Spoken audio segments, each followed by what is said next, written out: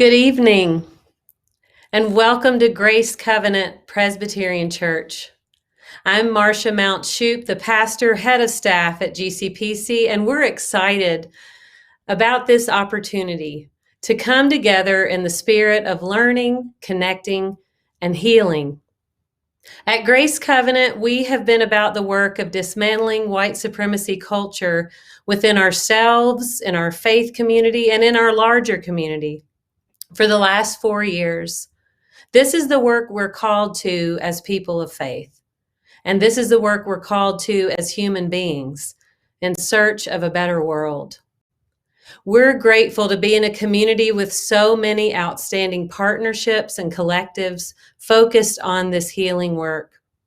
And we're especially grateful this evening for this opportunity to learn from 3 outstanding leaders in our community who are deep into the transformative work of anti-racism and dismantling white supremacy in the systems, structures, and practices prevalent in Asheville and Buncombe County. The Racial Justice Coalition brings community together through its commitment to racial equity. And the Racial Justice Coalition brings people together in order to advocate for the rights of people of color, with law enforcement through policy change, issue education, and relationship building. You can learn more about the Racial Justice Coalition on their website, www.rjcavl.org, where they describe their mission, and they also provide clear and impactful resources for community members to get involved in reaching out to elected officials and provoking change in our community. The Racial Justice Coalition describes themselves as a, quote, broad-based alliance of individuals and organizations committed to addressing systemic racism and state-sanctioned violence against Black people and those most impacted by poverty, criminalization, and mass incarceration. They also state on their website that through grassroots-led organizing and community collaborations, the RJC seeks to achieve and sustain deep equity by building power to those historically underrepresented, dismantling policies and institutions that uphold racism, and reimagining a community where justice exists for all people. Tonight, 3 of RJC's leaders are here.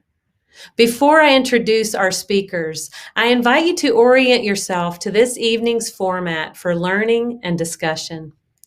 This evening is broadcasting on GCPC's YouTube channel.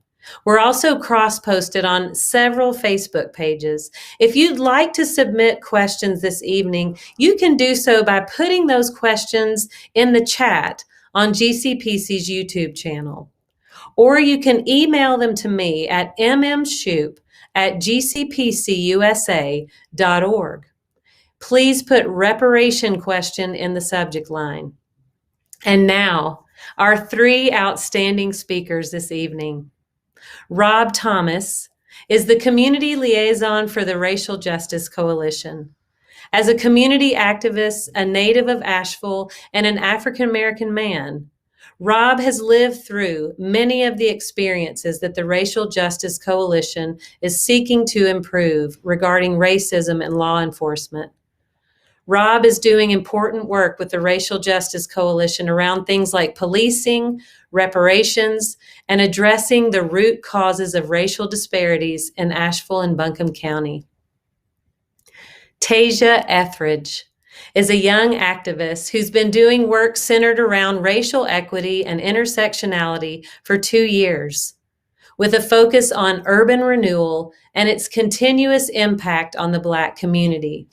Tashia is the newest member of the Racial Justice Coalition. And David Greenson is the volunteer coordinator for the Racial Justice Coalition. David grew up in Oakland, California, and lived for many years in New York City. And he's been in Asheville for 5 years. He's a longtime community organizer with an increasing focus on anti-racist education, advocacy, and organizational consulting.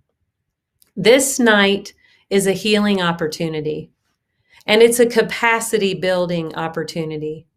What a blessing to come together in a shared commitment to the transformative and healing power of justice and building strong and trustworthy relationships.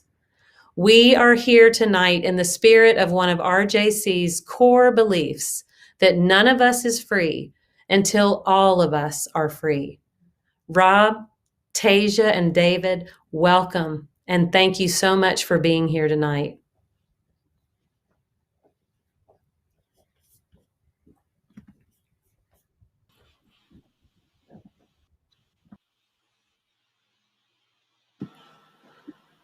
Thank you so much for having us.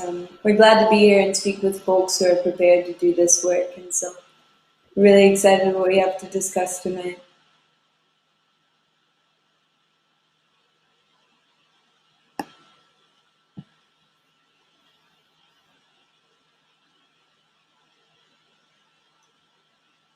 Alrighty, so as we've said, reparations are due in Asheville and in Buncombe County. We want to start tonight with a famous quote from Malcolm X that seems just as pertinent today. He said, "If you stick a knife in my back 9 inches and pull it out 6 inches, there's no progress. If you pull it out all the way, there's no progress. Progress is healing the wound that the blow made. And they haven't even begun to pull the knife out, much less heal the wound. They won't even admit the knife is there." There's so much work that has to be done to aid the Black community in America as well as Asheville that has yet to be done. The proposal for reparations in Asheville will be a monumental first step if it allows for the Black community to build the framework of what it looks like to heal our people.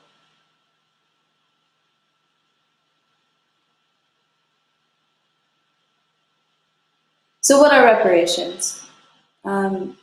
NCOBRA's example of reparation or definition is a process of repairing, healing, and restoring a people injured because of their group identity, and that is in violation of their fundamental human rights by governments, corporations, institutions, and families. Those groups that have been injured have the right to obtain from the government, corporation, institution, or family responsible for the injuries at which they need to repair and heal themselves. In addition to being a demand for justice, it is a principle of international human rights law.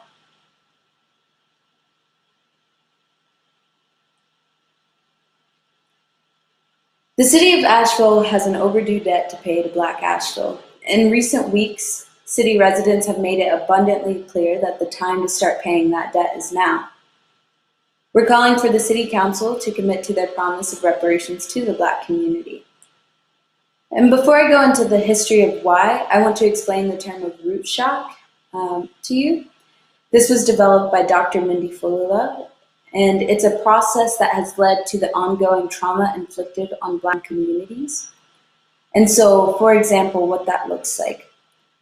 When we were captured from Africa, we were brought here, enslaved.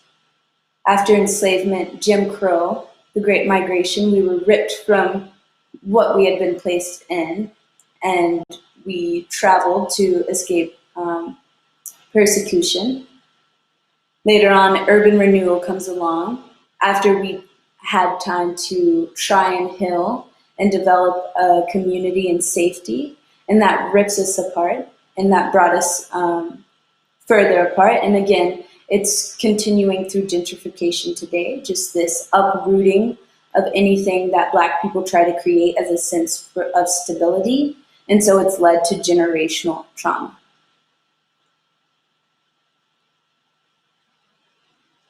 First and foremost, before I begin as well, I won't be able to cover the entire history of Black Asheville.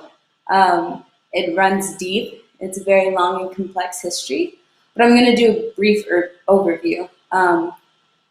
So to begin, the Buncombe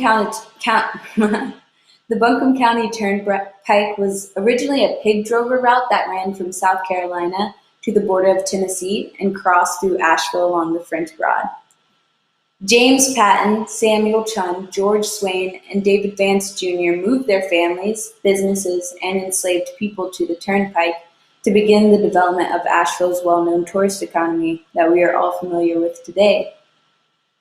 In John C. Inscoe's Mountain Masters, he states, Because agricultural production was mostly for the local market, slave labor was not essential to uphold the economic market. He goes on to discuss that since the economy did not depend on enslaved labor to uphold it, many enslavers, like David Vance Jr., like James Patton, like Samuel Chun, used enslaved people as social capital. And still, we have their names scattered all over the city to remind us of that. We have the Vance Monument, we have Patton Avenue, we have Charlotte Street, the daughter of Patton. And it's just a reminder that, the Black existence is merely something to profit off of and to never heal. Many enslavers owned hotels, drover stops, and shops throughout the city and along the turnpike and operated them using enslaved labor.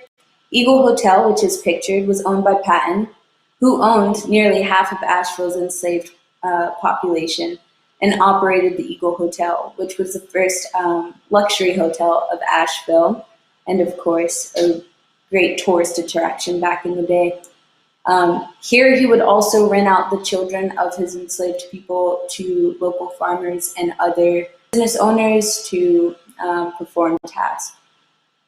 Enslavement also took a turn when it went from field and home to craft and trades like blacksmithing, tanning, and the service industry to uphold Asheville's tourist economy.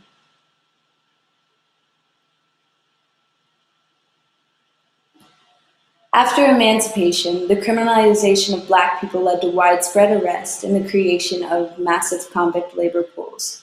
Slavery received a new alias.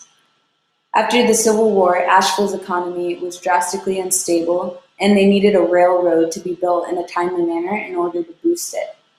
So with the help of Jim Crow, this newfound enslavement of Black folks, particularly Black men, it provided corporations with cheap and controlled labor forces. And so I want to give you a quick history lesson on the Swannanoa Tunnel. This passes through Tunnel Road and brings you into downtown Asheville. 500 Black convict laborers were sanctioned to work it. 125 died along the process. And I'm curious if anyone has ever heard the song Asheville Junction, Swannanoa Tunnel. You probably know it, popularized by Bascom Lamar Lunsford, and I'll give you an example of what that sounds like.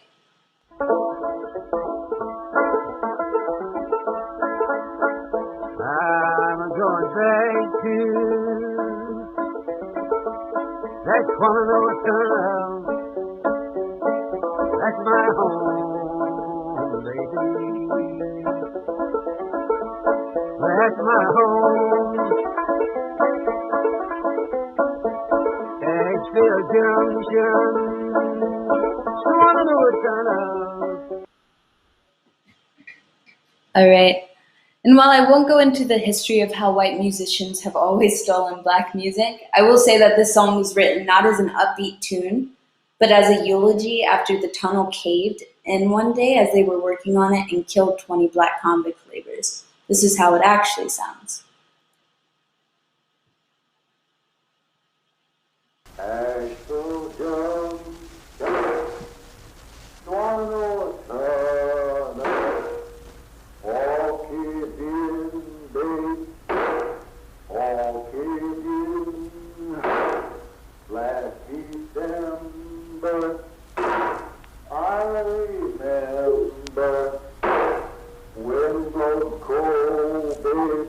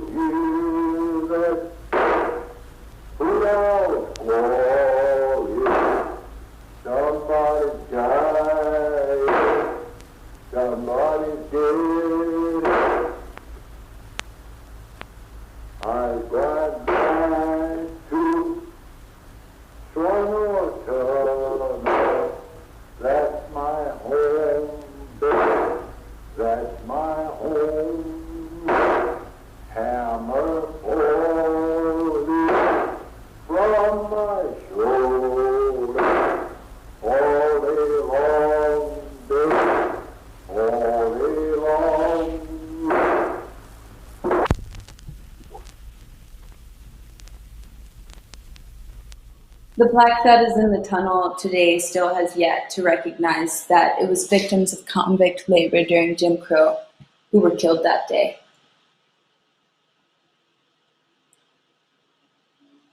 So, the debt. The Easton community, including the Eagle Market Business District, was originally where the Patton family housed the people they enslaved.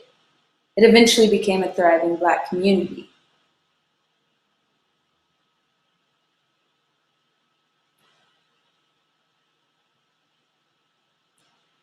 Years of Black codes, Jim Crow segregation, redlining, and predatory lending left our Black community with limited capacity to build wealth.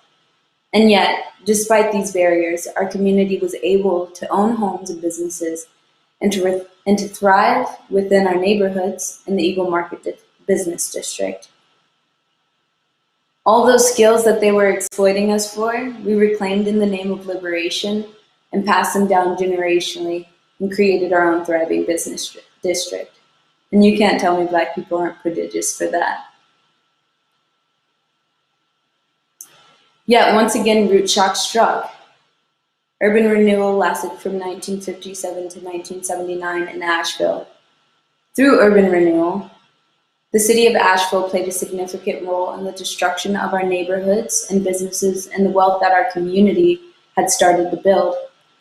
The Housing and Urban Development Commission was a department created under Lyndon B. Johnson in 1965, and it enabled the mass destruction of neighborhoods and Black livelihoods that was urban renewal throughout this country. The urban renewal began in the late 50s. HUD, the Housing Urban Development, and the Asheville Model Cities Agency began the largest clearing of Black neighborhoods in Asheville in the late 60s. This process moved many members of our community into public housing, with no ownership, creating the conditions for multi-generational poverty and related issues. The racism that infused the desegregation process laid the foundation for deeper racial disparities. It is part of the root of why Asheville City Schools, which the city is responsible for, is still unable to provide Black students the education that they deserve. To add insult to injury, the city holds buildings that were once successful Black schools and is responsible for the devastating destruction of Stevens Lee High School, the first Black high school built in Asheville, the only Black high school built in Asheville, or also known to the community members as the Castle on the Hill. And while the Asheville Housing Authority declared that they wished to purchase and rehabilitate properties of willing sellers, many property owners were never able to purchase their land back. And I've had this conversation with many people, and they argue, well, they sold the land back to them for $1. And that is true. After tearing down people's houses, the Asheville Housing Authority offered the property back at $1 a lot. It was a $1 a lot program. But this did not account for how much it would take to actually rebuild a home.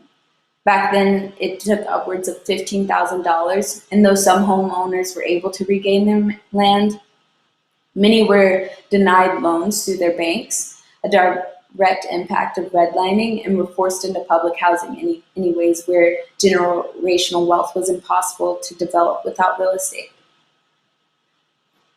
With the destruction of our neighborhoods and businesses, Black Asheville fell into a place where we have been systemically prevented from any sense of economic development for the community, and this continues to this day.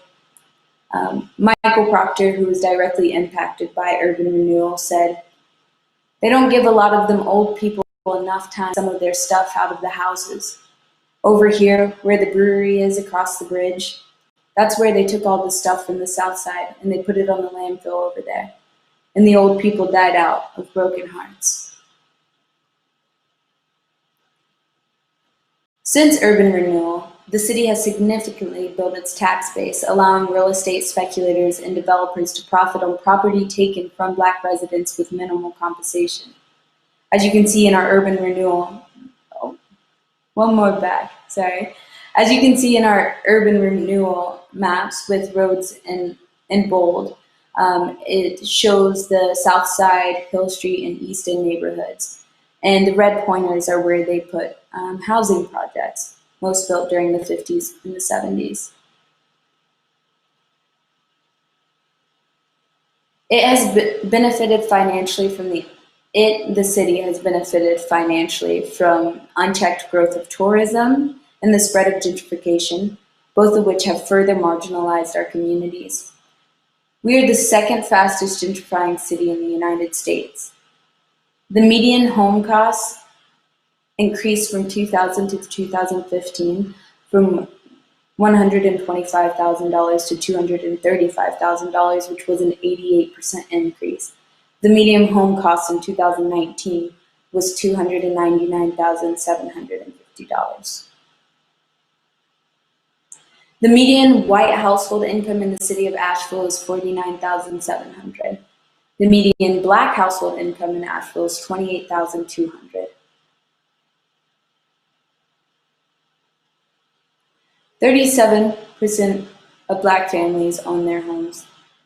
63% of, sorry, one more step back. 63% of black families rent their homes. 48% of white families rent their homes, and 52% of white families own their homes. There are 10 public housing communities with 3,100 residents, and 71.8% of these residents are black.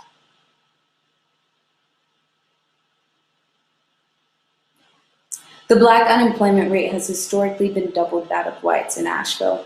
In Buncombe County, the United States Census identified black as only 1.7% of business, or 517 out of 29,566. We believe that it's crucial for us to get the number of black-owned businesses to the same or higher percentage of black people in Buncombe County, which is 6.3%, though we would love to see 50%.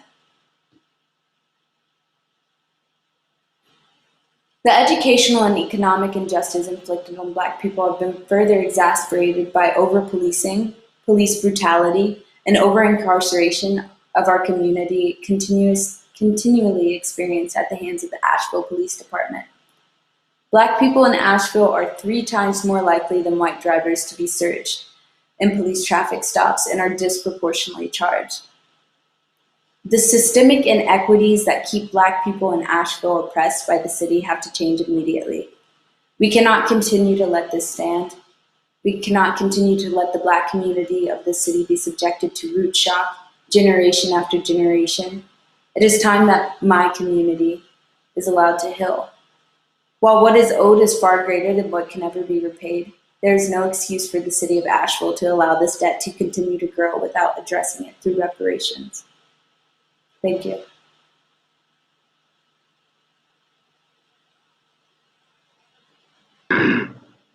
Thank you for that wonderful PowerPoint presentation, Tashia. Yes, of course. So that brings us to the current moment.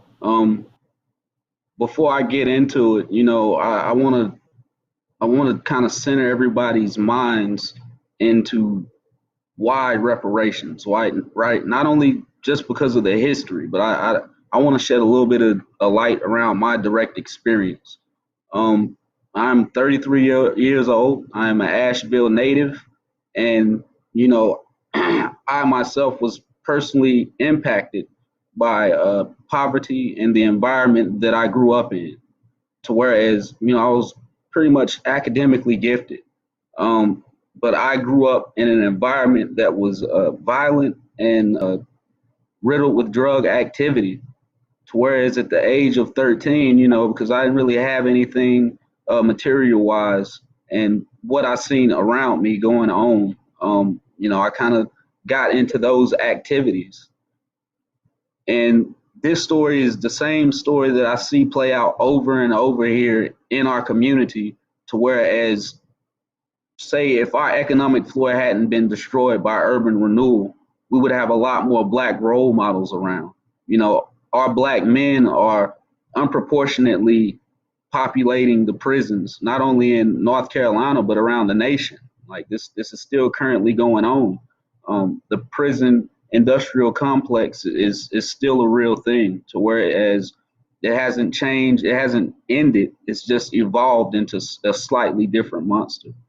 So I want people to think of, if you yourself grew up around violence, poverty, You didn't have much, and the individuals around you that you see, you know, we're human beings, so we have something called mirror neurons that at an early age we learn from what we see, right?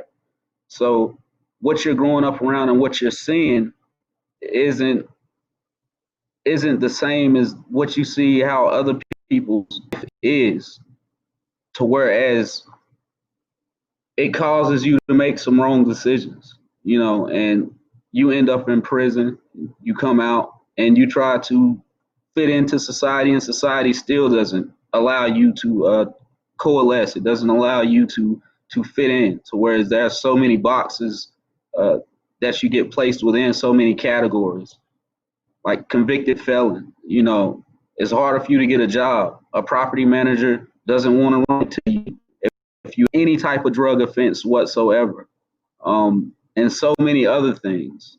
And just to kind of bring things back into perspective, like why reparations, right? Because this all started out with defunding the police or divesting from law enforcement and investing within community. To whereas, to me, law enforcement are like police are a fish of justice system itself. Lake itself is toxic. Then you have several other lakes, whether it's housing, whether it's economics, whether it's healthcare, whether it's education, you know, and then you have the groundwater that is up underneath these lakes that these lakes feed off of. And if you look at the groundwater, it's poverty, and a little bit lower than that, you have racism and classism.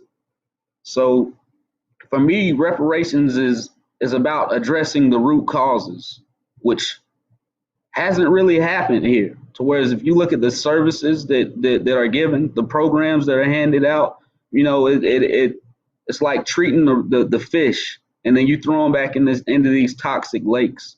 Whether it's programs for housing, whether it's programs for healthcare, programs for education, and this is a chance for us to step back and really look at the root causes, and really take a look at poverty and all the pieces that play into this, because poverty played a massive role into what I experienced throughout my life. To whereas I feel like my life different had I been had I had the normal necessities, you know, had I been in a conducive environment. You know, I view people similar to plants. To whereas if you have a plant and you're growing it in sand, you're not watering it regularly, it's not getting sunlight, the proper temperature is not being held, this plant is going to grow up deformed, and it's not going to bear the proper fruit. Whereas you have a plant and, you know, you've got it in a very good medium, a mixture where it can either retain the moisture that it needs, you know, it's got the right temperature, the right nutrients, and that's what we're trying to do with reparations, right? Is to create the proper environment so that we can heal our community from the damages that have been caused over time. You know, the PowerPoint presentation that Tashia gave is literally only a snapshot, to where each screenshot, each different instance, and probably give like an hour-long presentation on each one and get into some direct circumstances and how it affected individuals' lives. You know, think about how these individuals felt while this was going on. And at the same time, we were not allowed to accrue wealth or, you know, even build up our own community. Our economic floor was destroyed, to whereas we don't have the means to even circulate in our community. And it's just so many things. There's so many different pieces to why it is the disparities for Black American in Asheville are in the situation that they're in. Whether you look at the opportunity/achievement gap, whether you look at the social determinants of health, whether you look at the wealth gap, like all these things are here for a reason. And there are still different policies, there are still systems, there are still structures that still oppress our community. And this is about us taking a deep dive and looking in closely and seeing what we can change here locally, with the county and the city. And that is the basis of it, right? If you look at the reparations resolution, the first part names the harms that have been caused. You know, admittance that these systems caused this outcome. The second part is an apology. The third part is more like the first small step. Whereas, you know, I've heard people say, well, that doesn't equal true reparations. And I'm inclined to agree, right? Like, true reparations would be to stop the damage from that has been historically happening, to guarantee that it no longer happens and to cut it off. And it also means healing said damage, which may come in the form of programs or money. And we can more or less do that if we can get House Resolution 40 access federal funding. And that is what we're trying to build up to. But while we're waiting on this resolution to pass, if we focus on this intentionally as a county and as a city and as a community, there are a lot of things that we can accomplish to heal some of the damages that our city and our county has caused. And my argument for the resolution for the city and county aren't even based in slavery. Like, it's all of the damages that have been committed after slavery, whether it's blockbusting, redlining, urban renewal, predatory lending. I mean, the list goes on and on. The healthcare system, the education system, to where our children do not feel safe. You have a number of implicit biases and microaggressions. There just is not an understanding or an attempt to intentionally address the groundwater issues. And the groundwater issues is poverty, which is, you know, stems from racism, which stems from classism at the end of the day. And that's what this is. This is an attempt for us to do what we can to address our situation, because we're out here, we're dying. I mean, let's just look at the opportunity achievement gap. We have the 5th worst in the nation, the worst in the state. While if you look at our white students, they have the best test scores in the state. I mean, that right there speaks volumes to me. And you got to look at the lifestyles that we're forced in. It's true. Like, there's poverty across the board. But if you can alleviate it and also reduce and fight racism, it helps us all move forward. Like, I swear, racism, it keeps us all down. It is bad not only for black people, but for white people as well. To whereas, you know, a lot of the things that have happened in the nation historically that oppress people of color isn't even taught. To whereas you have a race of individuals that feel like what's happening to black people is directly related to what they do and what they did and who they are. You have people that look at the opportunity/achievement gap and say, well, I guess they're just dumber than us. You know, I guess they're just not as smart as us. They don't try as hard. They don't like working. No, that's the symptom, the violence that perpetuates in our marginalized communities. Those are symptoms of poverty. Those are symptoms of not being able to grow up in the right environment, not being able to have the right nutrients, not being able to have, you know, what the Constitution says that every American has: liberty.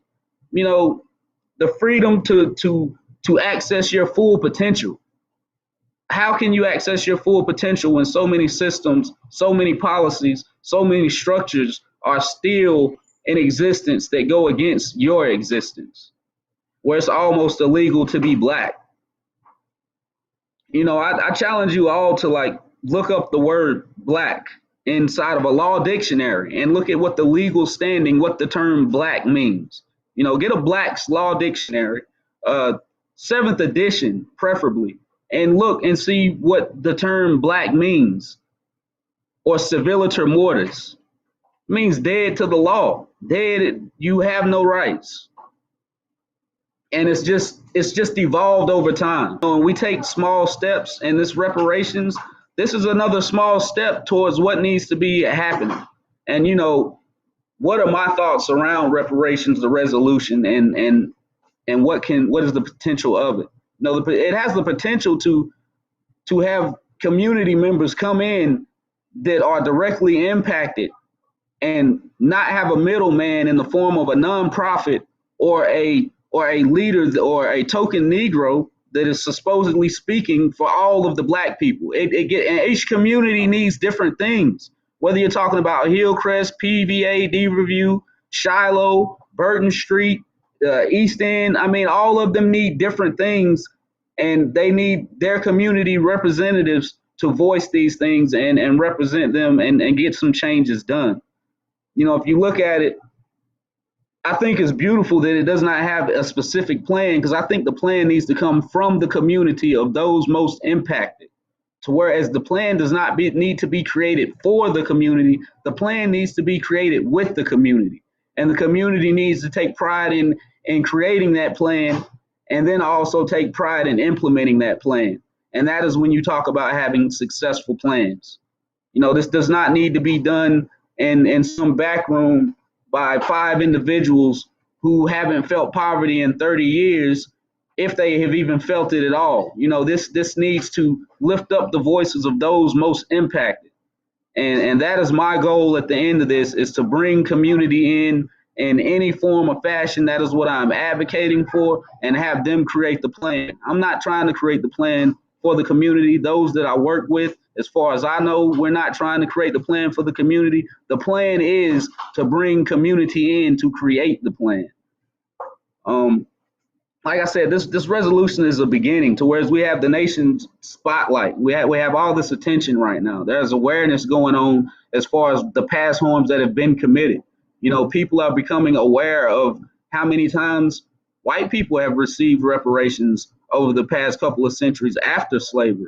I mean, whether it's the 140 acres or the money that was given out to repair their loss of the slave workers, they have been compensated greatly, and it's like we're locked in this game of Monopoly, right? This game of Monopoly has been going on for over 400 years. And now we've been invited to this game of Monopoly in like the past few decades, but we have to start out with nothing. Like there is no, we don't even get the $500 that you started out with at the beginning of the game. Like, it's literally nothing. You took everything with urban renewal. The policies, the systems are still taking stuff from us. You know what I mean? So we're just asking to be released from this oppression so that we can sit at the table of men just as well as everyone else does. And, there's always exceptions to the rule. There's always individuals that can make it through this extreme struggle. There's always the rose that grows through the concrete, so to speak. But let's look at this situation and think about how it really affects the individual. Think about if you grew up in an extremely traumatic environment. And I know that a lot of you have, when I am not the only person that grew up around trauma. We're not the only race that is impoverished, but we can show through data and metrics how the systems and policies have locked us out of accruing generational wealth, to where it's actually expected by 2050 that the wealth of Black Americans will be at zero. That's crazy to me. So unless we intentionally address this situation immediately and get a leg up, I fear for my people. I fear for my children, for my grandchildren, for their children, of what we're leaving them to live in. And this is the perfect moment, the perfect opportunity for us to collectivize our force and try to correct some of the wrongs that have been committed. And this isn't even about individual wrongs. Like, this isn't about you not existing during slavery. This isn't about none of that. Like, we're not asking for money directly out of your pockets. We're asking that you stand with us to address these situations so that we can pull ourselves out of oppression and be what it is that what God intended us to be, what God intended everyone to be, and that's all we're asking for. That is literally all we're asking for, and this is just the beginning. And it is amazing to me to read the comments and to receive the emails of individuals that just have so much hate within themselves, to where they don't really care about our situation. They don't care. It's like, we deserve to die. We deserve what is happening to us. When we can lay out in history, we can lay out in numerical data and show how different systems have created the situations that we live in every day. the situations that I grew up in, the situations that my brothers and sisters are growing up in currently. You know, that we're just asking for some relief, for some healing, we're asking to change our situation. That's all we're asking for. And I'm gonna pass it off to David. And I really appreciate you having me here, and I'm interested in answering some of the questions that arise around the resolution.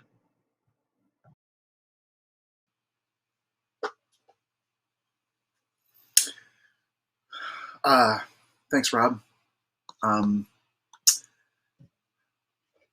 Yeah, hey, I'm David Greenson.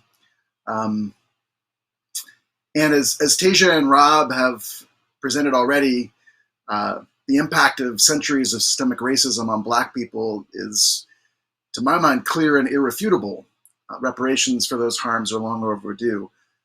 There needs to be a serious and far-reaching attempt to remedy these harms, and I guarantee that they're not going to continue into another generation. And I want to just note that at this point, all we've done in Asheville and Buncombe County is to begin to acknowledge the knife wound that Tashia referenced at the beginning from Malcolm X. Actually removing the knife, healing the wound, it's going to take time and perseverance. And it's going to take a lot of white people advocating for it, especially in a city like ours that is so overwhelmingly white. So I want to talk to you for a few minutes tonight about why reparations for Black people are important for white people. We have an important stake in this process, because I would suggest that until reparations happen, the souls of white people are compromised. Here's how James Baldwin explained it. People who imagine that history flatters them, as it does indeed since they wrote it, are impaled on their history like a butterfly on a pin, and become incapable of seeing or changing themselves or the world. This is the place in which it seems to me most white Americans find themselves, impaled. They are dimly or vividly aware that the history they have fed themselves is mainly a lie, but they don't know how to release themselves from it, and they suffer enormously from the resulting personal incoherence. This incoherence is heard nowhere more plainly than in those stammering, terrified dialogues which white Americans sometimes entertain with that Black conscience, the Black man in America. The nature of this stammering can be reduced to a plea. Do not blame me. I was not there. I did not do it. My history has nothing to do with Europe or the slave trade. Anyway, it was your chiefs who sold you to me. I was not present on the Middle Passage. I'm not responsible for the textile mills of Manchester or the cotton fields of Mississippi. Besides, consider how the English too suffered in those mills and in those awful cities. I also despise the governors of southern, the sheriffs of southern counties, and I also want your child to have a decent education and rise as high as his capabilities will permit. I have nothing against you, nothing. What have you got against me? What do you want?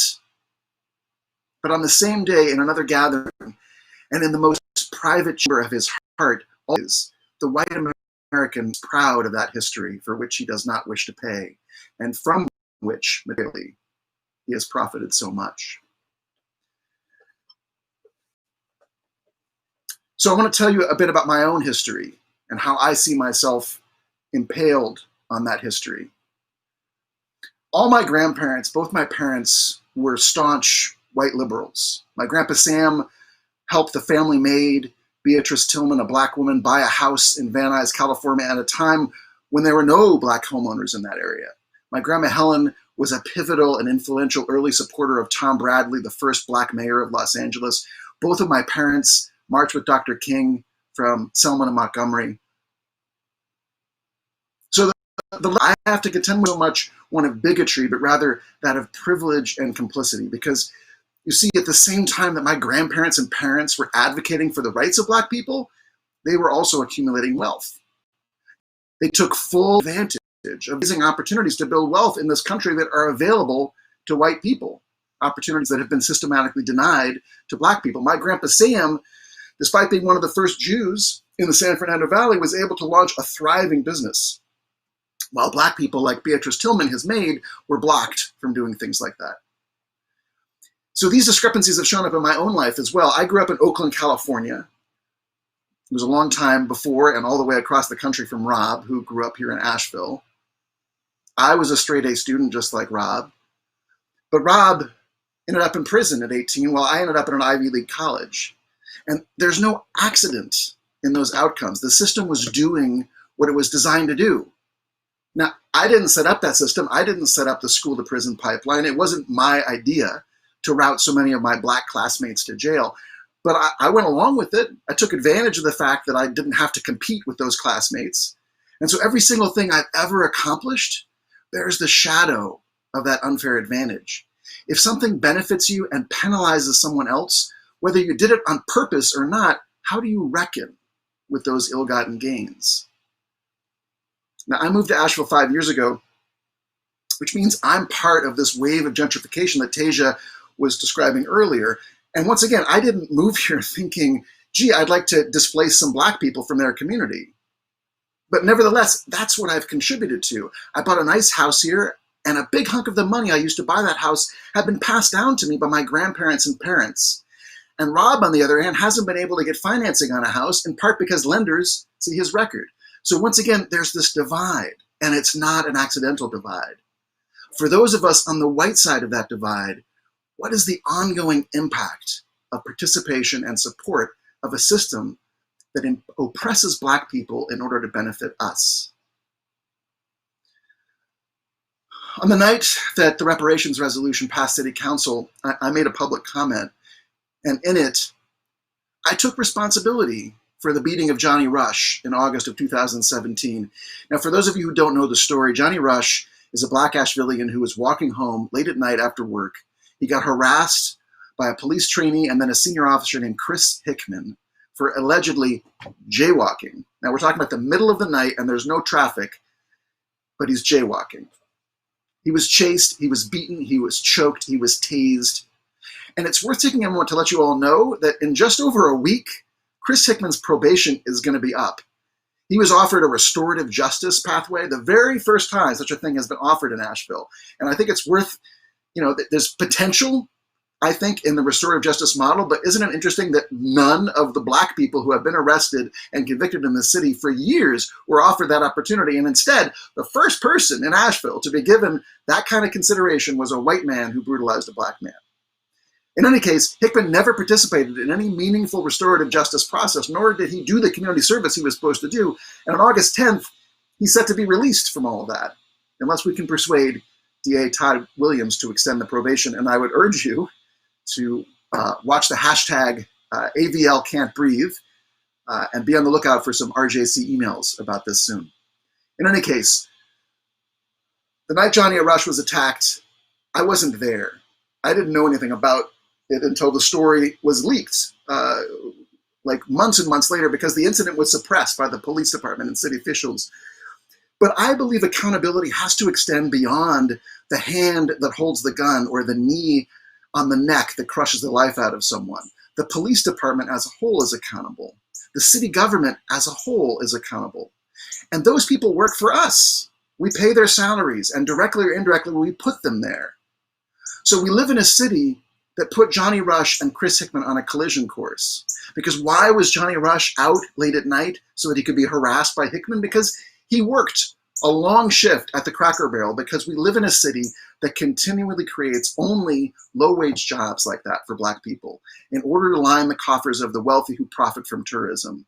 Our city does that with our tax dollars, and so I would suggest we are responsible until we are part of repairing that damage, of no longer paying police officers to harass black people, of no longer paying city officials to approve more hotels and push more black people into low-wage jobs, then we are complicit in the harms that will inevitably result.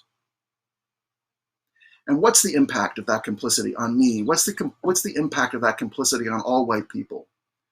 I'm going to read a little more James Baldwin, because James Baldwin was a genius. White people carry in them a carefully muffled fear that black people long to do to others what has been done to them. Moreover, the history of white people has led them to a fearful, baffling place where they have begun to lose touch with reality, to lose touch, that is, with themselves, and where they certainly are not happy, for they know they are not truly safe. They do not know how this came about. They don't dare examine how this came about. On the one hand, they can scarcely dare to open a dialogue which must, if it's honest, become a personal confession, a cry for help and healing, which is really, I think, the basis of all dialogues. And on the other hand, the Black man can scarcely dare to open a dialogue which must, if it's honest, become a personal confession which fatally contains an accusation. And yet, if neither of us can do this, each of us will perish in those traps in which we have been struggling for so long. So I would suggest that Asheville needs reparations, because anything less than that won't work to release us all from the traps that Baldwin refers to. Racism will continue its stranglehold on our city. It's not enough to change police policies, banning practices like chokeholds. New York City banned chokeholds, and that didn't stop Eric Garner from getting choked to death. If all we do is change policies, then more Black people are going to die, and the blood will be on our hands. It's not enough to simply defund the police department, although that's a crucial first step. Having social workers on the front lines that do triage around all the oppressive conditions for Black people in the city is a lot better than having cops in those positions, but it's not enough. It doesn't change the conditions themselves. And these conditions aren't accidental. White people like me created them. Even if I didn't create them personally, they were created for me. And white people like me maintain them. And until white people like me, and like I imagine some of you, and people in power, in positions of power in the city, and until all of us declare, enough, we are not going to maintain these conditions anymore. We are going to reimagine not just the police, but our whole social structure. We're going to address all the harm that we've caused and are causing. Then we're going to continue to live under that moral shadow. And that's why I feel deeply privileged to be here tonight, to be colleagues with these two amazing organizers. And I hope that all of us together can continue down this path to do the right thing and to free all of us from this hideous structure.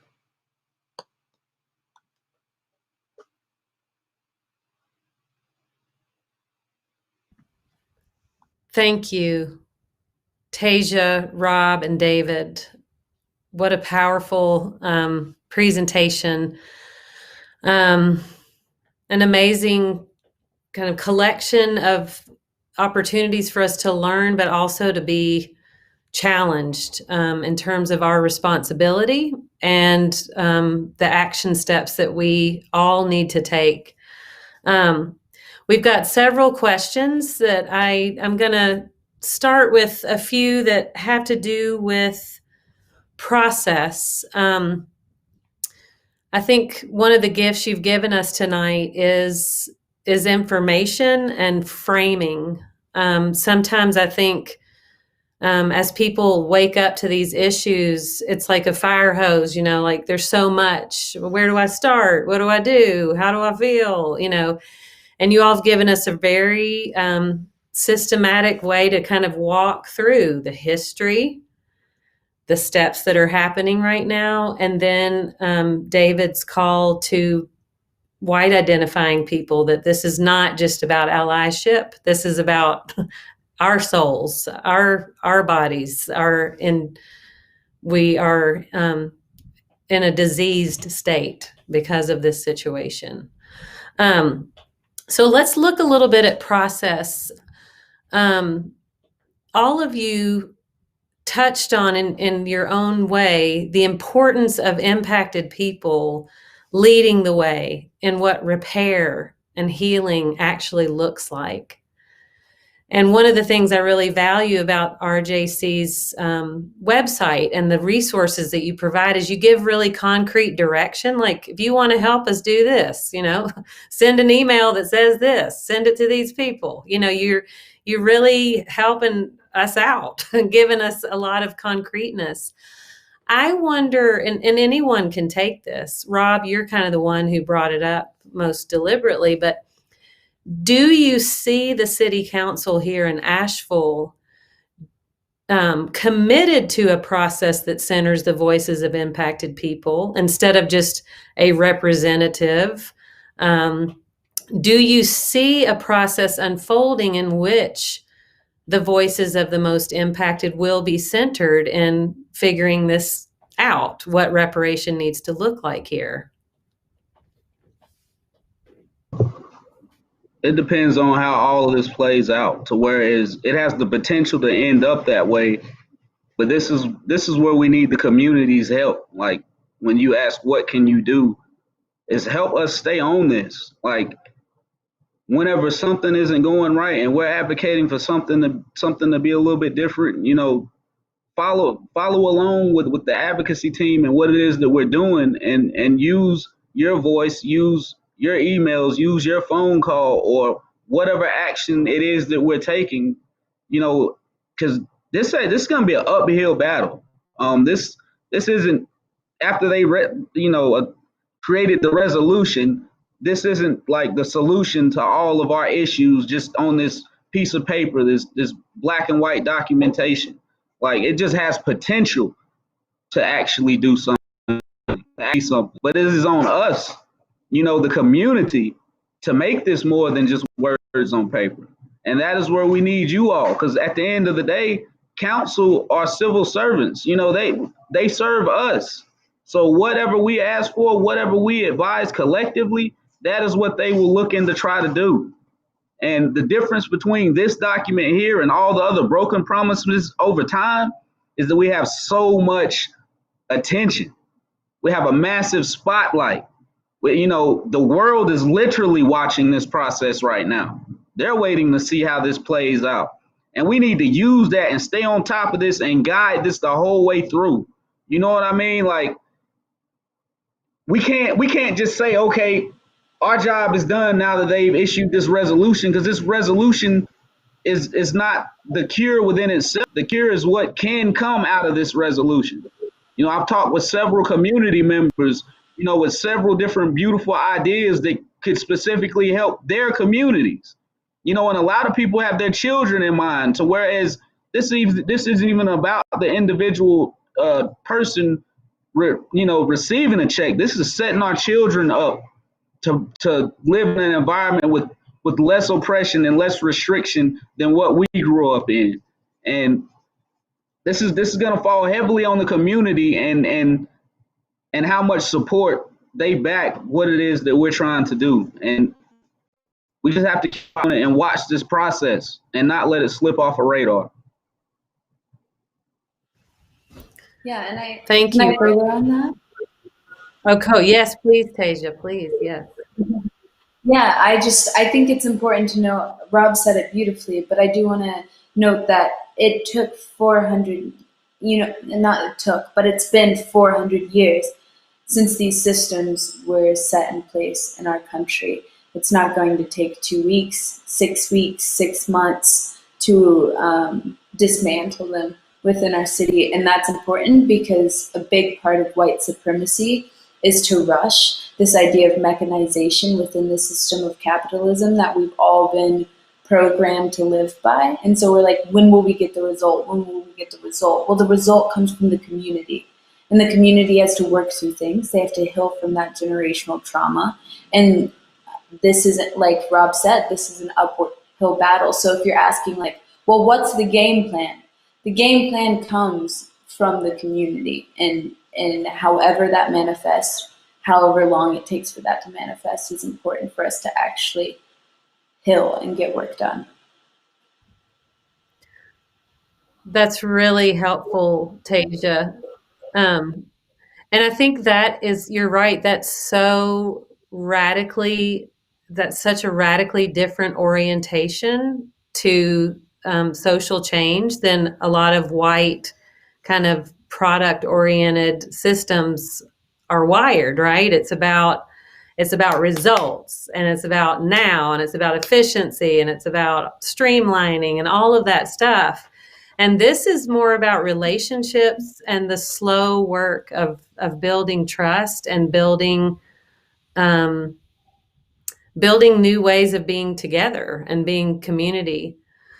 One of the other questions that came up in the chat was, what's the issue that you kind of like focus on in reparation? Because there's defunding the police, and there's education, and there's property, and there's opportunity, and all these things. And maybe the answer to this relates to what you just said, Tashia. It's kind of how it unfolds. But is there a kind of leading edge to the issue that you feel like has more traction right now around reparation in Asheville?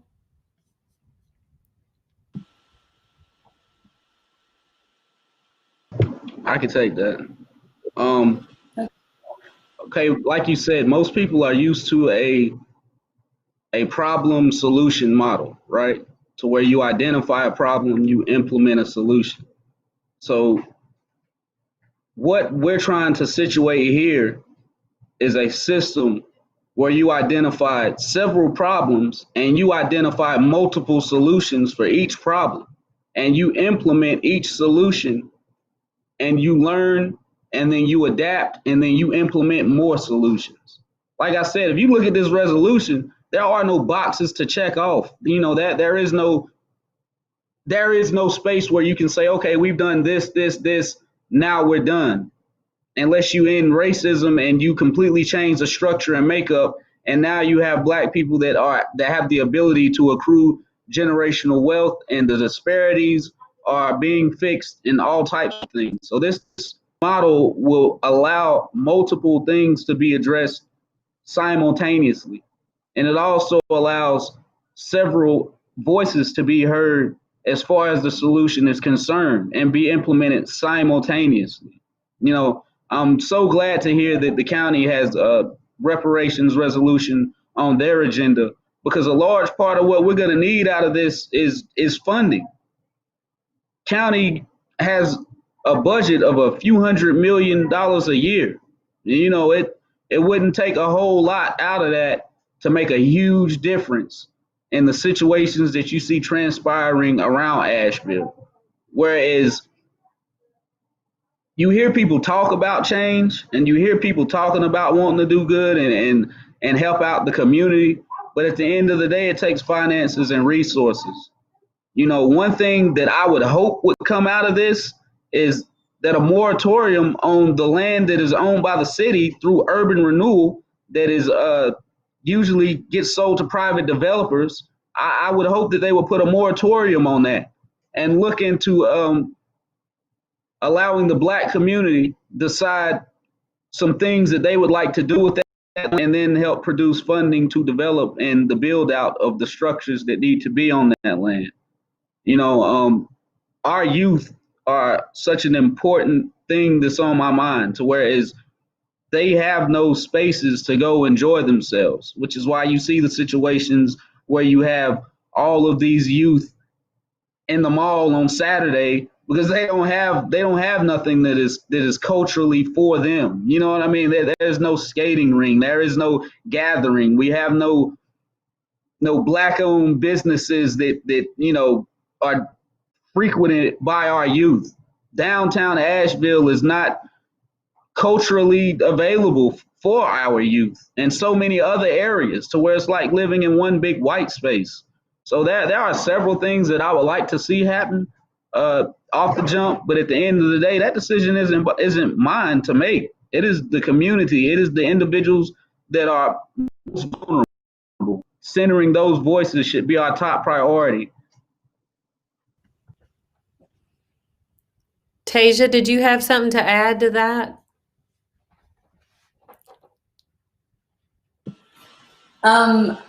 I was basically going to give the same response that Rob did, that, there's not one system we can attack first. Technically, what we have to do with our community is heal and see what the community needs, and then we can begin processing like what needs to happen for the Black community to flourish. So I think one thing that go ahead, David. Well, I wanted to suggest, again, sort of for those of the folks tuning in that are white like me, what's our role in this process? And again, to go back to the metaphor that Malcolm X introduced, that Tashia referenced, and the need for this knife to be removed. It's not a quick, easy process. It's not something which can be done overnight, right?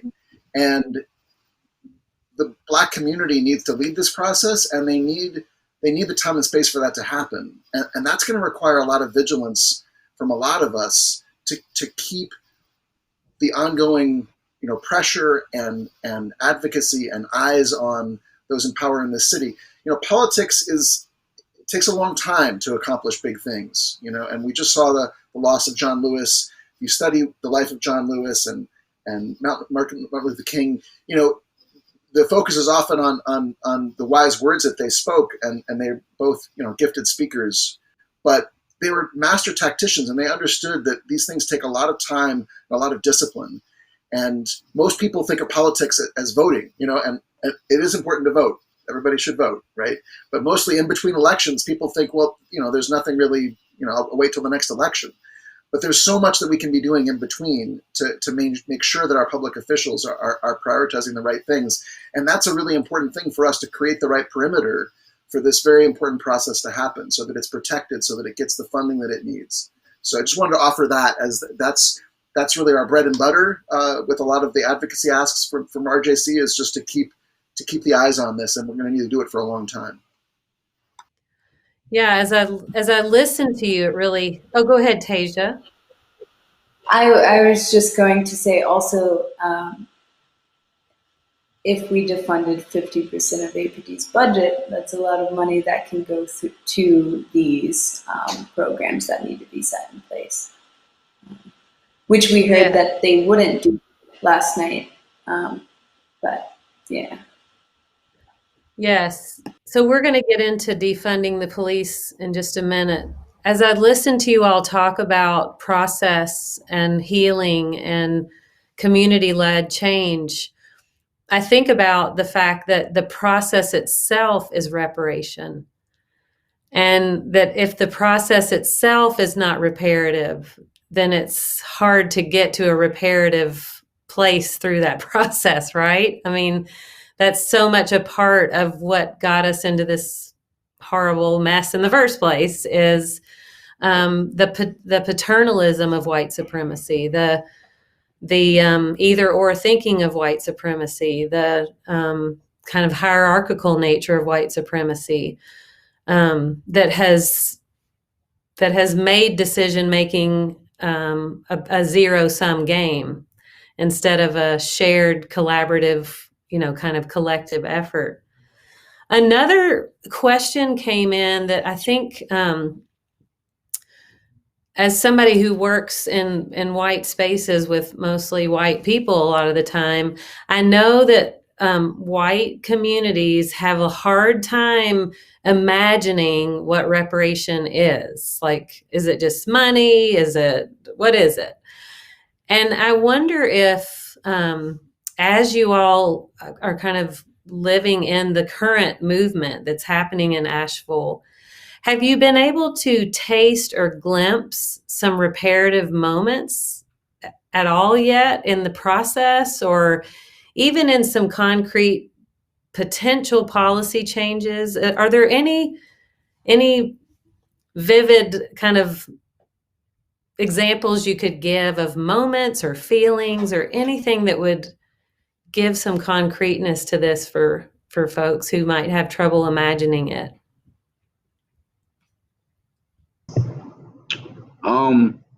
As of right now, I can say there is nothing that I have witnessed that would be symbolic to reparations. Let's look at the definition of the word reparation. The making of amends for a wrong one has done by paying money to or otherwise helping those who have been wronged.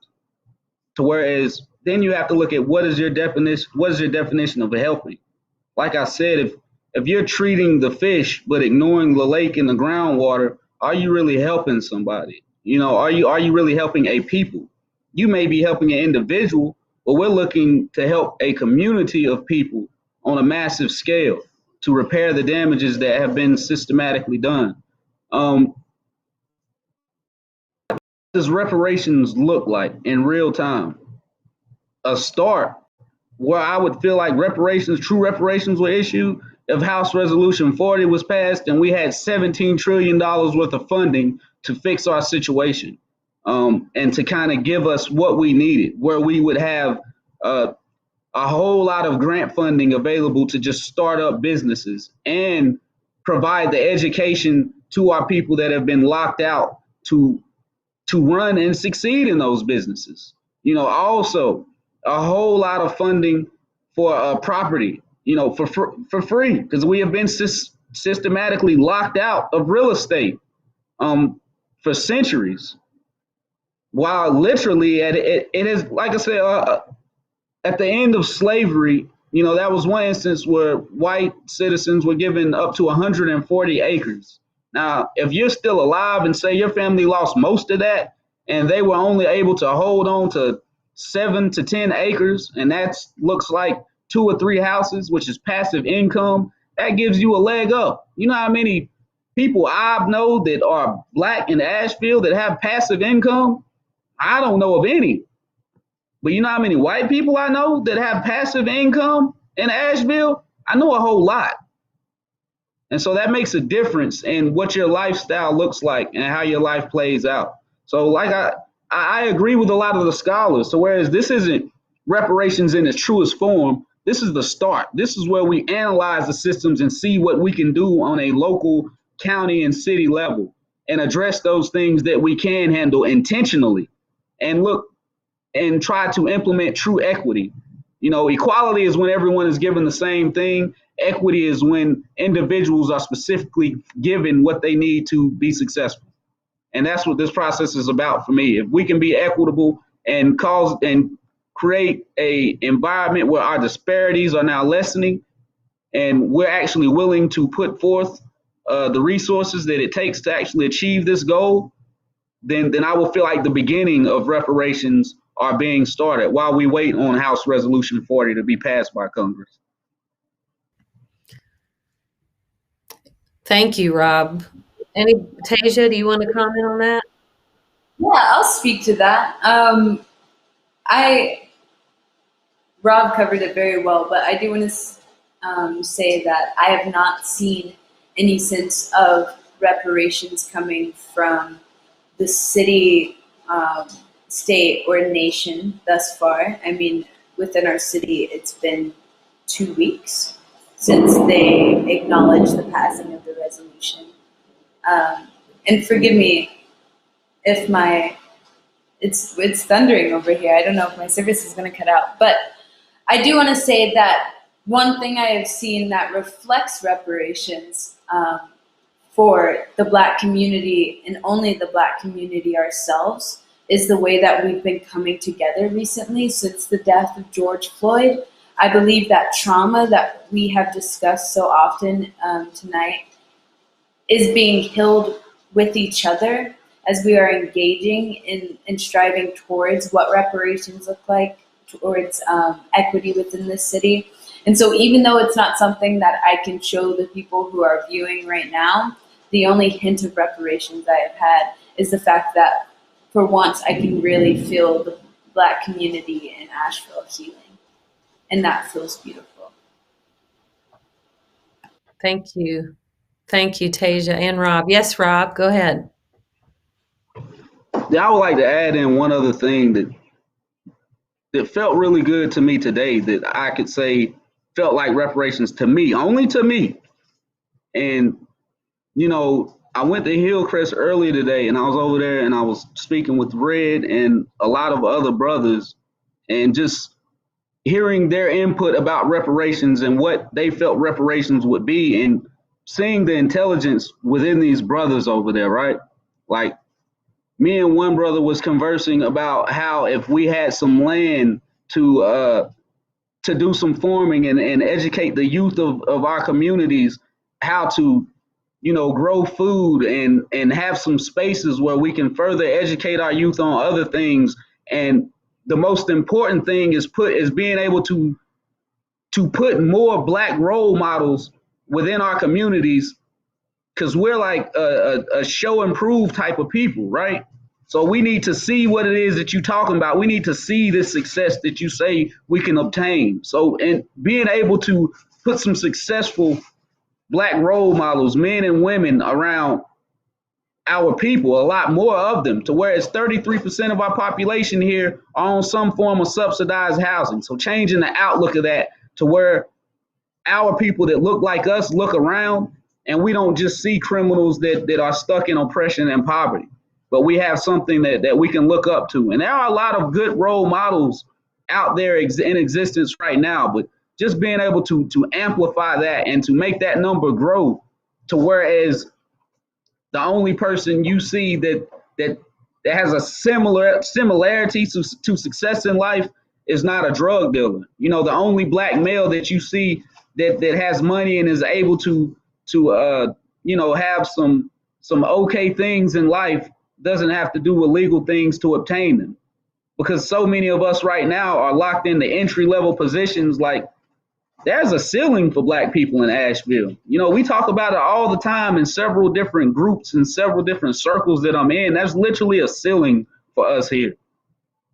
And, you know, so I felt just having these conversations, and these conversations spurred because of the resolution, right? Because now we're actually thinking, now we're dreaming, like, okay, what would this look like? This may be possible, but this is my vision. You know, this is what I think. And somebody else, well, this is what I would like to see. And just seeing the intelligence shine through of these brothers and you know, how they care about their community and their youth, like it gives me hope. You know, I know this is going to be a hard battle, but just being in these conversations and being in communities, like you said, Marsha, that this whole process is supposed to be healing from now till we actually get something that's real and tangible. Thank you, Rob. And David, I think you had something. Yeah. So I it's not precisely. I'm getting thunder over here too. It's not precisely an answer to your question, Marcia, but in terms of people being able to visualize, like, for example, what could economic reparations look like? I think there are actually a lot of really great examples of what it looks like when a particular racial group gets, like, you know, a unique opportunity, because our history is full of them. It's just that for the most part, it's all been white people who got these opportunities. So, you know, our history is littered with legislation that was essentially targeted to open up opportunities for white people. So you look at the GI Bill, which mostly benefited white people. You get white GIs coming home, able to get an education. You could imagine something similar that is specifically targeted towards Black people being able to get either free education, free higher education, or a different rate, or et cetera. You know, the way that land was distributed in this country to white people. I mean, I don't know if people remember the Tom Cruise movie where he's the Irish immigrant, you know, and he has to, like, ride the horse to collect the land. I don't remember exactly, Far and Away, maybe. Like, our history is full of these examples of where there was this sudden opportunity to tremendously increase your wealth. It was just targeted to a particular racial group, which is white people. And so you could imagine from there the example of, like, well, what if we created special opportunities for Black people to begin to repair this generations of harm? We could do the reverse. We could declare, for example, that Black people in Asheville or Buncombe County no longer pay property taxes because they've already, you know, you could create things that are specifically targeted to advantage them because of these centuries of disadvantage and the advantage that's been accruing in the other direction. So those are just a few examples that come to mind of programs and what economic reparations could look like. Our history is full of these examples. It's just we have to switch the which direction they go. Thank you, David. That's helpful. I want to get a little bit, we got maybe about 10 more minutes or so, and we've got several more questions coming in. So I want to move toward some kind of more analysis-based questions. And one of the things we've been working on at Grace Covenant is reminding white people that they need to do their own research and their own work to learn things on their own. And so I wonder if you had, instead of me asking you to tell us, you know, certain statistics and all that stuff, Do you have a good resource, maybe a website or places you could direct people toward to look at incarceration rates and things like that, broken down in terms of ethnicity? Or there were a few questions around kind of statistics that I'm wondering if there's a place people could go themselves to discover some of that. Yeah, I personally would implore you to look on the FBI's website for crime and statistics and their data. To whereas, the media controls the narrative, right? So you have all these people saying, well, what about black on black crime? And you kill so many of your own people every year. And what surprised me while looking into this data, actually white people kill more white people every year than all of the black people murdered combined. So it's like that, and that right there shows you like how the media controls this narrative to where like you just think that we're just killing ourselves. But if you look at every race, uh, actually every race kills more of their own because it's usually somebody right. So it's just educating yourself, right, to change these narratives that have been put inside of you by society. So I would look at some of the FBI statistics and their data. I would also suggest looking at the UN's definition of reparations and what that process looks like. And correct me, but is that an eight-step plan that they've developed? Five-step plan. Sorry about that, but just regarding like how we can begin moving towards this process. And the first thing is addressing that that the wound is there, correct? And so the UN does a great job at doing that. A great resource for understanding reparations is the toolkit from the Movement for Black Lives. So if you look up Movement for Black Lives and look on their website, they have a reparations toolkit. It's like 100 pages. It's just full of great information. It has the 5 steps that the UN outlines because most people have a very narrow notion of what reparations are. I'd recommend that. I also think everybody's got to read The New Jim Crow by Michelle Alexander if you want to understand this country's history, and maybe people have already read it, but it's a must read in terms of understanding how mass incarceration works.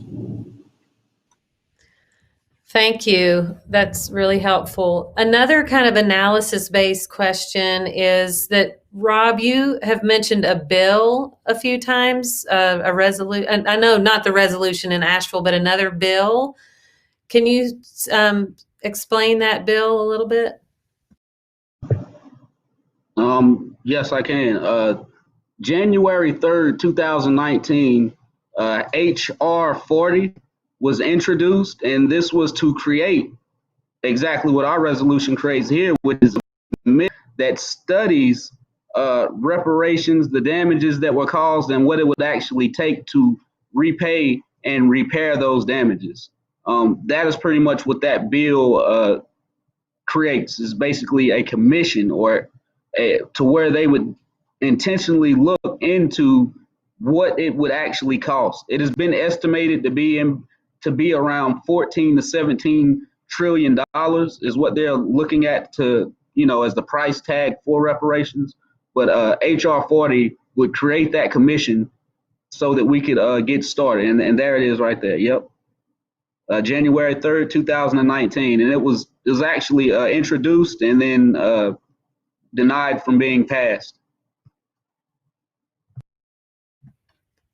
Thank you, Rob. That's really helpful. And another analysis question takes us into some more specifics around defunding the police. That's something that, again, a lot of people are probably on a steep learning curve around, even though that this conversation has been happening in equity generating circles and anti-racism circles for a long time. We've been talking about defunding the police. I wonder if you could describe, I was in a meeting with you a few weeks ago, Rob, where I thought you did an excellent job of describing that defunding police is not an either or, like either we get rid of police or we don't get rid of the police. And you kind of talked about, again, that as a process. as a process in which there's space made for the community to begin to be able to imagine together a different way of creating safety together. I don't mean to put you on the spot to say exactly what you said in that meeting, but but can you talk a little bit about your understanding, your approach to this concept of defunding the police? And first off, I want to iterate, this is just my understanding, my approach to where there are, there are several different ideologies, and this is just mine.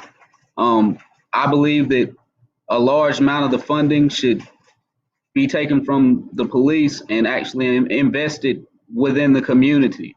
A specific instance, for example, 9 police officers' salaries are paid to pretty much patrol public housing. And I feel that there is such a huge disconnect between police and the individuals that live within marginalized communities that this just causes further harm. There are several models across our nation to where programs such as peacekeepers have been implemented, where you have community members that are paid to do some of the policing and paid to monitor their communities. And these programs have beautiful metrics to whereas like in LA, for instance, violent crime within these communities that this program was implemented dropped by 61%, to whereas a few years ago, the 9 officers that receive this funding is $650,000 altogether. $250,000 comes from public housing, $400,000 comes from the city of Asheville. While they have been doing this program, the disparities around the rate of crime have actually gotten worse. To whereas you also have to look at the culture of police, right? So if you got officers that are stationed in a neighborhood all day, their culture causes this environment to where if they're not writing citations and they're not getting a certain amount of rest a year, they're not looked upon as a good officer. They're not looked upon as doing their jobs. They will be skipped over for promotion. Their coworkers may not even respect them all that much. So while they're over there, they're writing minor citations. They're making arrests for things that people may have not gotten arrested for had police officers not been over there. And at the end of the day, police officers are not the end all be all to crime. To whereas you can put 50 police officers in any public housing area and crime is still going to happen because crime stems from poverty. So you're criminalizing poverty. You're talking about survival for a lot of these individuals. So do you think you put more police officers over there that they're going to stop doing what it is that they're doing?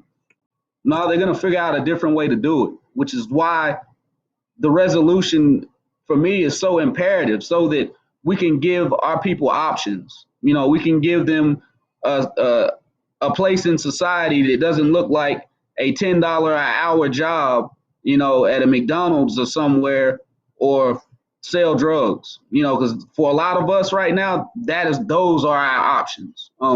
Back to the peacekeepers, a little bit of the ideology behind it, right? You've got these officers in the neighborhoods. Nobody really respects them. People don't trust them. We do our best not to even call police.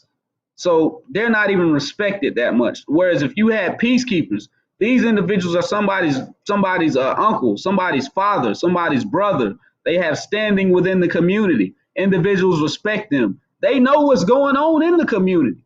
So they know that Jonathan is having issues with Timmy over here, and they have came and brought Timmy and Jonathan together, and they're like, look, young brothers, we know what's going on, so forth and so forth.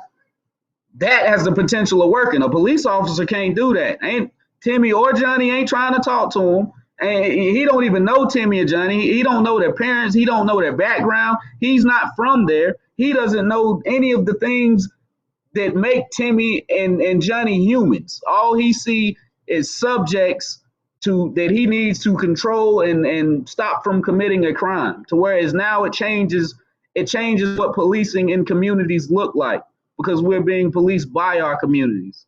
And I guess I've been kind of coined as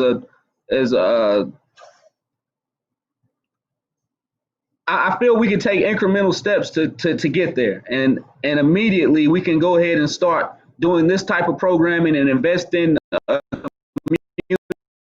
members and paying them to do a lot of policing in these neighborhoods. And that would be a great first start, something they could do immediately. There's best practices that they could pull from. And more importantly, I would like to see the end of qualified immunity. I know that doesn't have much to do with divest and invest, but like the culture of policing, to change that, you'd have to change the culture of America. The culture of America is so deeply embedded in racism that it would be like treating the fish and then throwing them back into the lake with implicit bias training and all these other trainings. Like, give us more ability to hold them accountable. If we look at something on a video and you say, okay, that's wrong, and then you go back and this policy is allowing them to do it, that policy needs to be changed immediately, and that officer needs to be held accountable regardless of the gray areas or loopholes that are within it. Until we can instantaneously hold the officer accountable, we're going to keep getting the same things we're getting with the Russian Hickman situation, George Floyd, Breonna Taylor, and so many others. The list goes on and on. And that's just my explanation of defunding, divesting from police and investing in community. So that's so helpful. Thank you. And we are about out of time. Actually, we're kind of out of time, but I'm going to fudge a little bit if you don't mind. We have 3 more questions. There were several more questions, but they kind of coalesce in 3 areas. And so I wonder if we could do like a little lightning round where I'm going to tell you the 3 questions and each of you decide maybe the one you'd like to speak to. There's one about, it feels like it's about patience versus kind of a sense of urgency. Okay.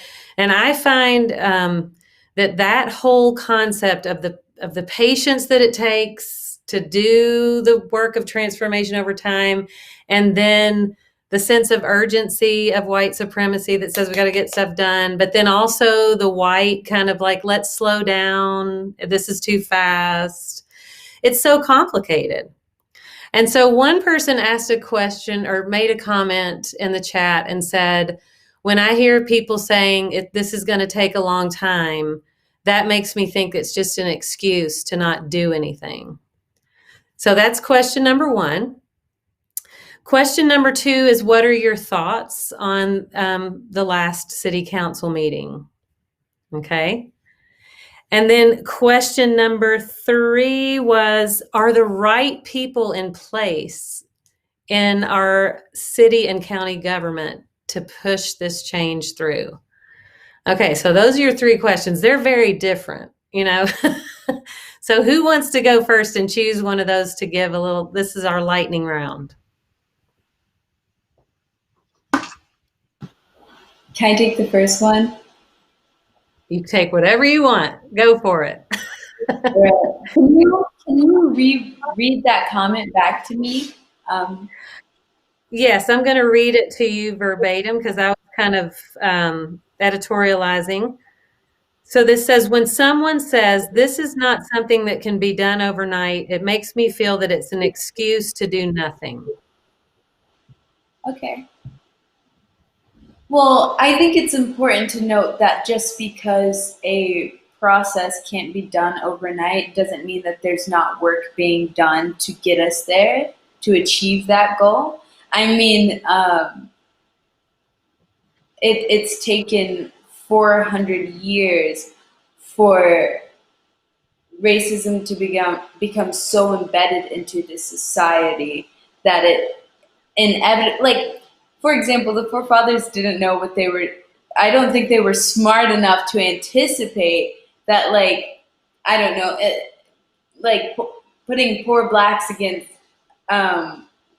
or enslaved folks against, like, indentured servants, like, posing those against each other would last for 400 years, right? Like, I don't think they were that that intelligent, but it has, and so it's going to take that much time.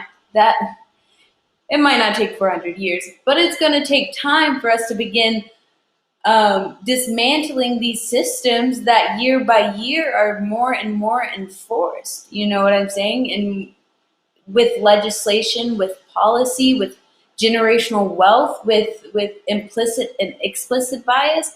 Because the first thing is you got to confront that you're racist, and it's really hard to do that in this society because that's such a triggering word, right? And so that work is going to take a large amount of time. And so it's just because we can't achieve it in one day. And again, I'll talk to that white supremacy. It's just this mechanization of society. Capitalism says we got to get it done. We got to get it done as soon as possible. Well, who says that? Like the outcome is not exactly monetary. It's spiritual, it's humanist, like it's going to take a while for us to do this, but that doesn't mean that we're not going to be putting pressure on city council as much as possible. That doesn't mean that we're not going to be in the streets, that doesn't mean we're not going to be rallying, sharing on social media, gathering. Like that's still getting done. We're still going into the community, doing outreach and figuring out what the process is what is necessary for the process. But there is no end goal in sight in the near future whatsoever. But we're still going to be working. Thank you, Tashia. Sounds like it's a both and situation. So it's just not either or.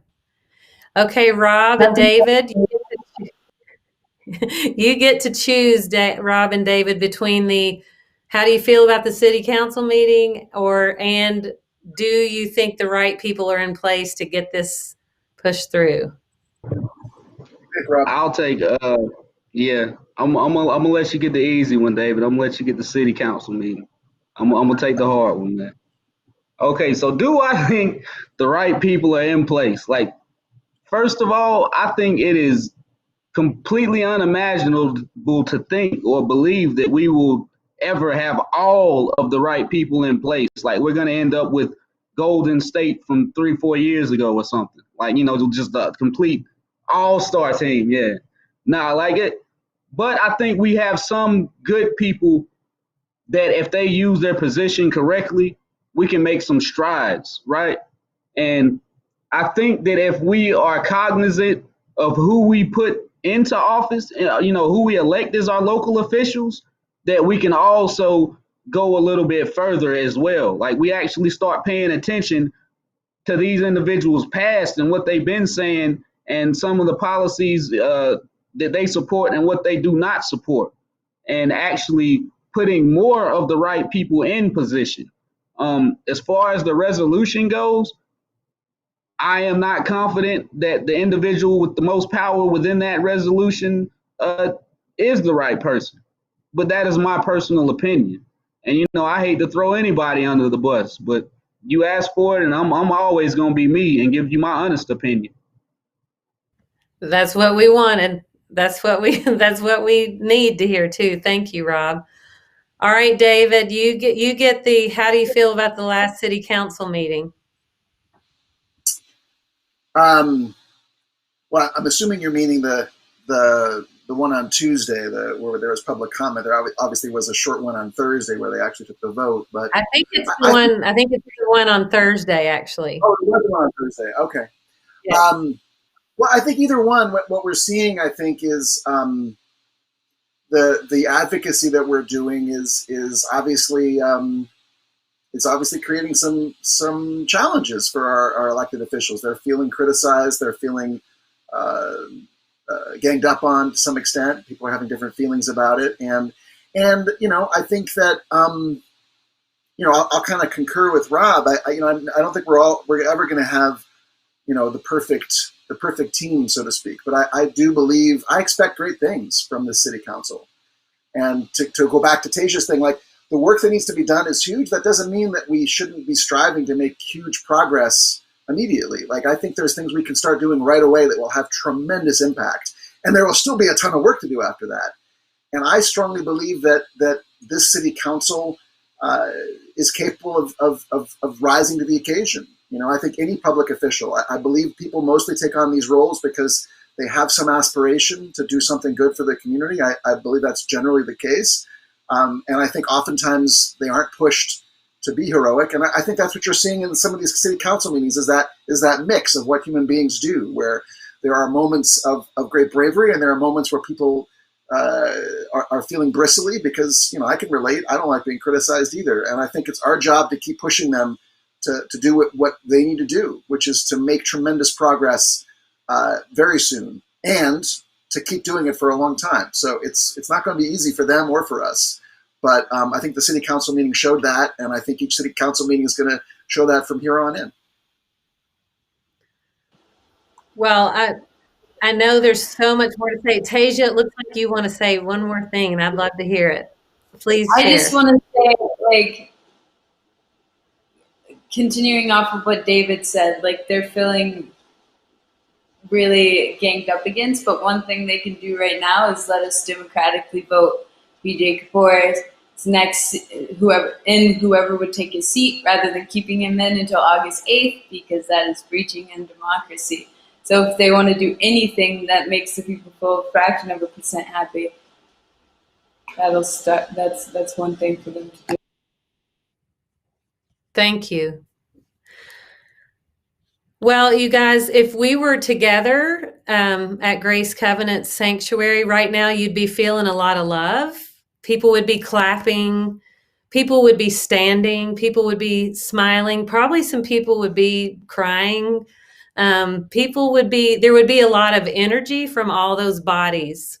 I'm feeling some of it from the chat. You all can't see it. I hope you'll go back and watch it. But people saying, amen, thank you. This is so helpful.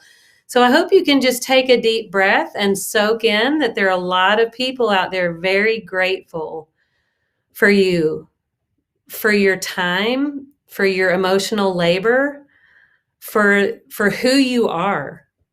And I just hope you soak that in and feel that from us as a community and from everyone who's here tonight with us. And to everybody watching, I hope you can take a deep breath and let this all soak into you. We've learned so much. We've heard so much. I hope you'll take some time to think about what it is you need to hold on to and think some more about and feel your way through a little bit more and where you feel spurred to action. And I want to invite all of you to share this video. This right here, this last hour and 45 minutes, this is gold. Share it with people. Share it widely, share it broadly. It'll be on GCPC's YouTube page for anybody to use as you see fit. And I encourage you to go to rjcavl.org. There is concrete stuff there. They help you. They tell you exactly who to write, what to say, when to do it. Get on their email distribution list. It's a great resource for you if you are somebody who wants to be involved in this transformative work. I also want to remind our Grace Covenant folks that Sunday night we have our first informational meeting about our Me and White Supremacy initiative that's going to be happening the next 3 months. Please come and get some more information about that and the circle way that we'll be using to learn how to hold each other accountable. And I want to again thank our amazing speakers tonight. Our community is so, so blessed to have you all here and pouring yourselves into this transformative work. Tashia Ethridge, Rob Thomas, and David Greenson, we are so grateful for this night. We're so grateful for you. And we hope this won't be the last time that we all get to talk together and learn from you. And you will be in our prayers as this work continues, and we're with you every step of the way. Thank you, everybody, and good night. So much. Thanks. Good night. Thank you.